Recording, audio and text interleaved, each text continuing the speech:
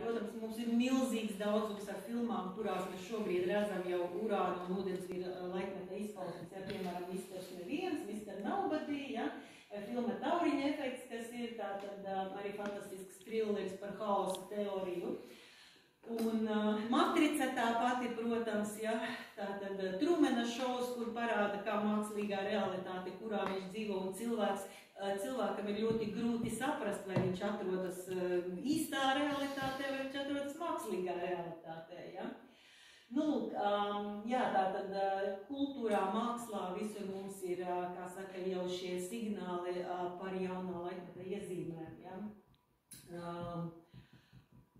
Jā. Visaugstākais gada laiks, kad ir ūdensvīrs, tātad ūdensvīrs ir burtiski ledaini, brāzmaini vēji, kas mums arī ir pastiprinājušies, ja.